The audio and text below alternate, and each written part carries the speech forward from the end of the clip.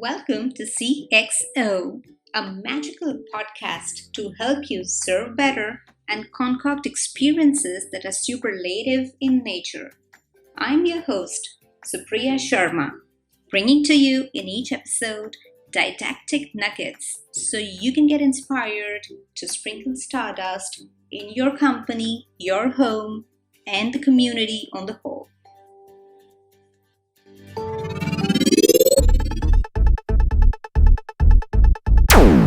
With us, we have today Mandisa Makubalo, who is the CEO of Unlimited Experiences South Africa, the first 100% Black women-owned CX Management Consultancy in South Africa. That's amazing, Mandisa. She's been ranked among the top 100 CX global thought leaders for 2021. She's also a book author, a community leader for the Women in CX Africa chapter, and serves on various boards across the country. Bringing to the table over 2 decades of versatile experience, she's been an awards judge and conference speaker on topics relating to customer experience and employee experience. Welcome to CXO, Mandisa. We are so glad to have you with us today. Thank you. I'm honored. I'm honored to be here. Thankful for the opportunity as well. And I'm looking forward to our conversation. Absolutely. Mandisa, with the COVID happening and the number of online businesses increasing, the customers have had a really strong point in terms of the variety they can choose from. Okay, now tomorrow, if I want to buy a packet of orange juice, I can have 50 brands to choose from. As a customer, I have a lot of variety. I have a lot of choice, right? Yeah. And that's what makes customers have a high end at times. And that's what makes customers also a kind of threatening system for the companies, because companies feel time and again, how can I keep my customers loyal? Because when customers have so many places to go, they might decide to leave me anytime. However, I think it's time to flip the question, just turn it around. And let's ask ourselves, as a company, how do we show loyalty to our customers? So for years, we've been talking about keeping customers loyal, which obviously increased during the pandemic. But then I want to flip the question today, and I want to ask you, as a company, as an organization, what are we doing, or what should we be doing in order to show that loyalty, or in order to present that loyalty towards our customers?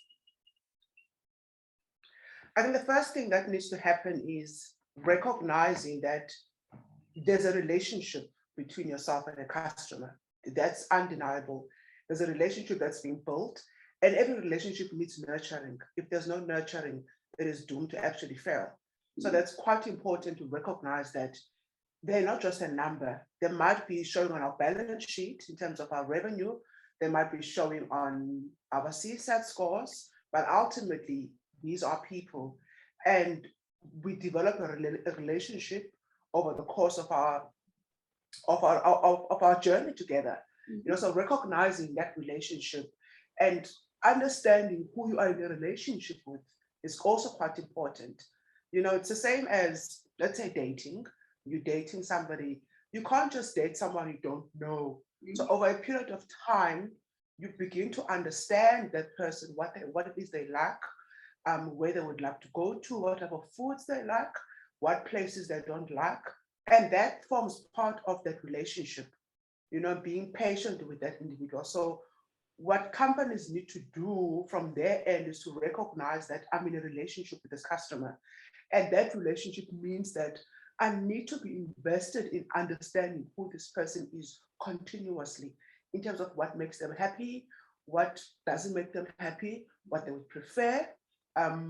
Just having that ongoing communication with that individual is quite important. So customers communicate with brands in different ways. They communicate with you in terms of buying your products. That's a form of communication. You get to see their spend and their behavior and what they like and what they don't like. So also they communicate with you digitally on social media as well. You gotta understand as a company, if Mandisa is my customer, what does Mandisa do? Where does she spend most of the time? Understanding Mandisa in the social context, on social media, following your customers, taking an interest in what your customers are concerned about, because that is all about nurturing that relationship. And if that relationship is nurtured in that way, and there's a very clear understanding in terms of this customer that I'm in a relationship with, everything else comes organically. You know, all the stuff that brands are spending so much time on right now can happen organically if that foundation is laid out and it's quite solid in terms of who are we in the relationship with and where are they, what do they like, what do they prefer, how do we keep them happy. And if that happens, everything else that companies are spending so much time on right now will not need to be done if the foundation in terms of the relationship building and acknowledging that there's a relationship that is taken care of, everything else just comes naturally. I mean, that's my perspective professionally. You brought out a very relevant and a very deep phrase, Mandisa. You said it's like nurturing a relationship. That was really deep. And that makes me think in some way that companies or brands can be a partner in a customer's life. They can be a real life partner for a customer, you know, because there's a growing trend these days for brands to look beyond the customer journey to see how they can add real value to the customer as an individual. For their product or service to be helping remove the negative energy or create a positive energy in order to build that stronger and deeper emotional relationship with the customer. Take, for example, your Samsung fridge or any other fridge that you're using, the refrigerator that you're using at home. So it lets you know which of the products are going out of date and how can you save money or how can you reduce the food waste. So it has become such an integral part in the life of a customer.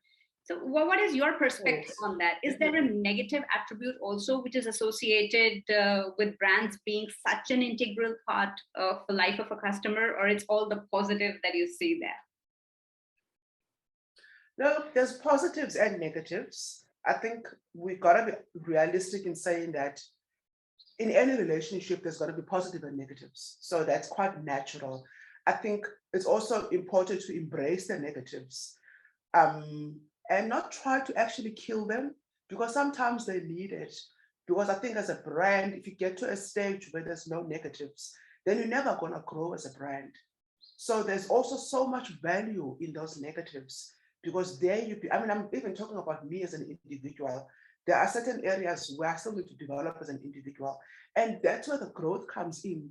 So having negatives as an organization or having detractors, let's look at your NPS scores, having detractors, it doesn't mean that everything is bad.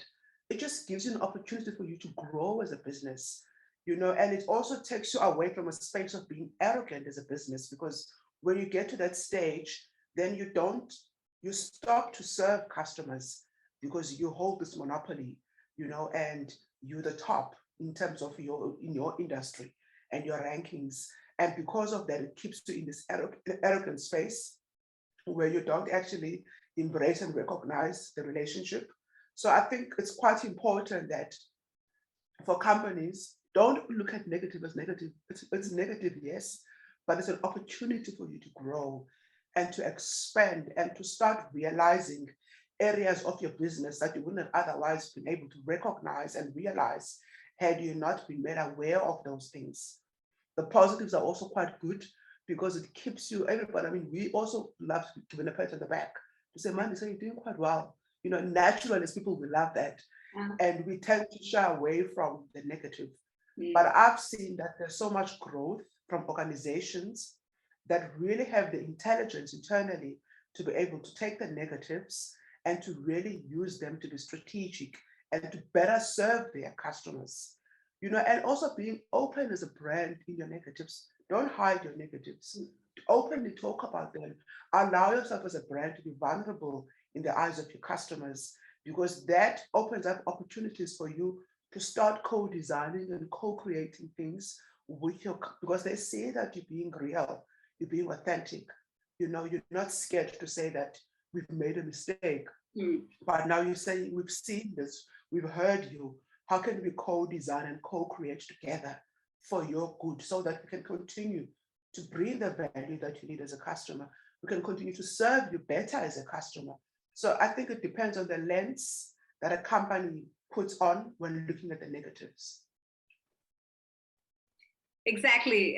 Just like in a relationship, when you get closer to a person, your expectations increase. And at times when those expectations are not met, you tend to get disheartened or you tend to get frustrated.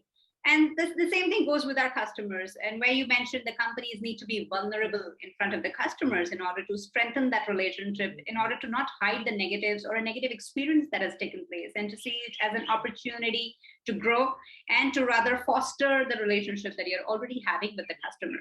So I would like to know from you, Mandisa, how can we start loving our frustrated customers? I think it goes back to what I just said. I remember back in the days when I was still in the contact center industry, way back, about 15 years ago, I remember as a contact center agent, whenever there were negative feedback from a customer comment or verbatim on any of my scores, I was actually scared. And I think it's because of how it was positioned by the business. When we see a detractor, everybody starts going crazy in the whole business. You get penalized, but actually there is so much commercial value out of those detractors. And it requires the organization to look at it in that sense, because only from that can we then grow as a business. When you start building the intelligence to be really able to understand what customer intelligence can I get from this information. I find there's so much collective wisdom that sits in those verbatim that are negative, that are somehow perceived as negative. There's collective, it's a voice of the customer, whether it is applauding you or highlighting you to an error that you might have made as a business. It is the voice of the customer, treat it as that. And when you see it as a voice, you then start embracing the fact that, like I said, we're in a relationship with this customer and we are going to make mistakes. We don't live to make mistakes, but we are going to make mistakes. And we've given the customer a platform to tell us when we do good and to tell us when we do bad.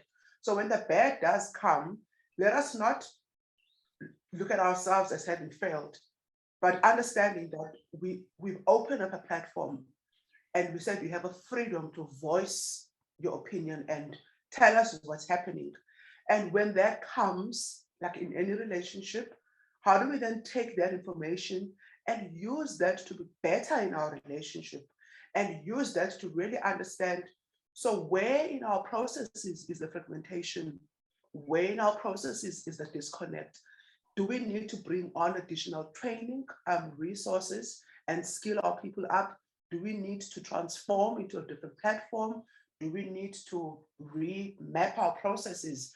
Do we need to just bring this unified understanding of the customer's end-to-end journey? Because ultimately, all of those questions will really take you into a space where you start to grow as a business. Because once you begin to answer those questions, it's either you start having this unified view of it forces you, it's actually telling you your whole business doesn't have an end-to-end or a unified view of the customer. As a result of this customer's negative comment, you are now having to go through a whole customer journey mapping process. And an outcome of that is that the entire company will now have a unified view of the customer. But had we not received this feedback, we wouldn't have been going through the process. So that's a typical example of the kind of maturity that needs to exist in the business when it comes to looking at the detractors, because it's a detractor, but it's actually an opportunity for you to better yourself as a business. Sure. And are you suggesting that we should move from personalization to hyper-personalization? Well, it depends in what context you mean, because at the end of the day, when presented with sets of data from customers, as much as it's called, well, I think sometimes the problem is in the names that we use. Yeah. I think because of so much jargon within the CX discipline itself, within the corporate, we sometimes lose the depth behind what we have in front of us. So a typical example is, let's say I wrote an article recently about maybe if we stop calling it data, because it's data, yes, but it's the voice of the customer. Maybe if we move from such terminology, then we start really understanding what do we have in front of us. and what kind of change, what kind of improvements, what kind of value can we then tap into as a result of embracing what we have. So personalization is quite important. I agree. It's quite important. Like I said at the beginning, I'm also a customer. As much as I'm a CX professional, but I'm a customer as well. And I'm speaking as a professional and as a customer at the same time, because the reality is that we're both customers in our own right. And that level of personalization, it's something that we want as human beings. You go into a space. I know how I feel when I go into a shop and there's this warm welcome and they acknowledge me by name. Ms. Makubalo, how are you? Ms. Makubalo, are you going to have the same today, or you're not going to have the same? That does something to me as a customer. And I'm going to say to people, like with doing my nails, I drive all the way to town, because when I get there, they manage, my appointments for me. I don't have to worry about when I must go for a refill, when I must have the paint done. They manage all of that. I'm busy running my business, but they take care of all of that. So I know when my next appointment is due. I know what is due. They look at the colors that are out there. They recommend based on my job and what I do. Ms. Makubalo, we've got a nice new color for you, because we saw you on social media. You were talking in this podcast wearing a black top. And so that's the kind of stuff that they do, and that's what we need as customers. So I don't mind paying extra and driving to town purely because of that experience that I get from them. I get there, they know what kind of water I want. They know that I love tea. So I'm offered a cup of tea. And when I leave, I don't have to worry about my next appointment. They manage all of that for me. Then I get to do what I want to do in terms of my business. But my beauty is taken care of, so I don't have to worry about it. That was very I think that can answer your question.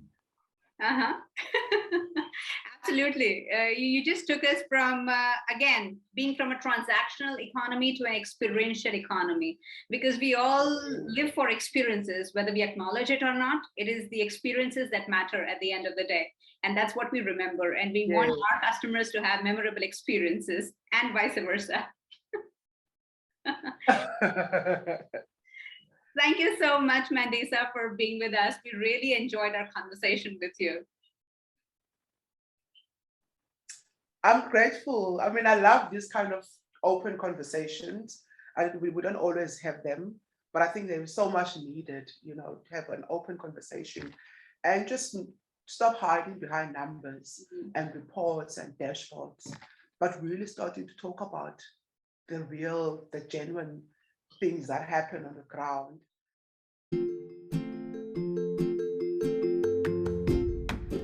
Thanks for listening to CXO with your host, Supriya. I hope you enjoyed a dive into the nitty-gritty of customer experience.